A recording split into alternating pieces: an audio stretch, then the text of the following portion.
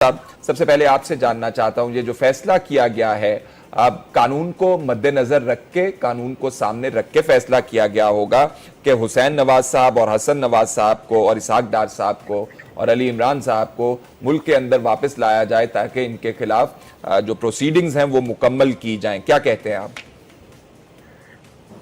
Sir, सबसे पहली बात यह है कि जहाँ तक किसी ब्रिटिश नेशनल को पाकिस्तान लाने का तरीकाकार है, उसके लिए जाहिर है कि आपको वहाँ की हुकूमत से अप्रोच करना पड़ेगा और आपके वहाँ की हुकूमत आपकी रिक्वेस्ट को कहाँ तक मानती है, ये एक अलग बात है। ठीक। अब सूरत ये है कि आपने तो ये कह दिया कि उन लोगों को लाया जाएगा, लेकिन अभी तक किसी कोर्ट ने जनरल परवेज मुशर्रफ के मुतालिक ये नहीं कहा कि उनको भी इंटरपोल के जरिए वापस पाकिस्तान लाया जाएगा। और घूम फिर के जितने भी लोग हैं, जिन लोगों के खिलाफ आप बात कर रहे हैं, या जिस तरह कल चौधरी निसार के हल्के में से जो कैंडिडेट मुस्लिम लीग नून ने उनके मुकाबले में राजा कमरुल इस्लाम साहब,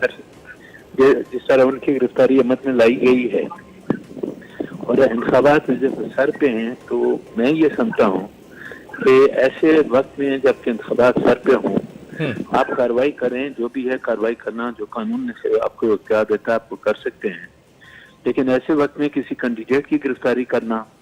और उसको इलेक्शन की मौजूदा सूरत से बिल्कुल अलग कर देना मेरी समझ से बाहर है कि हम कहाँ जा रहे हैं, क्या करने चाहते हैं। तो ये तमाम मामला नैब के क्योंकि ज़ुमरे में आते हैं, नैब ने ही फैसला किया है हसन हुसैन साहब के हवाले से और इसहाक डार साहब के हवाले से और अली इमरान साहब के हवाले से, और कमरुल इस्लाम साहब वाला भी फैसला था नैब का ही। लेकिन जो जनरल परवेज मुशर्रफ की आप बात कर रहे हैं कि किसी अदालत ने अभी तक फैसला नहीं किया, तो वो थोड़ा सा मामला मेरा ख्याल है कि डिस्टिंक्शन आप ड्रॉ कर सकते हैं कि एक तरफ नैब कार्रवाई कर रही है और दूसरी तरफ आप कह रहे हैं कि अदालत ने फैसला नहीं किया किसी ने। नहीं, आप बिल्कुल कर सकते हैं, लेकिन मेरे नजदीक जनरल परवेज मुशर्रफ का केस जो है गद्दारी का केस है।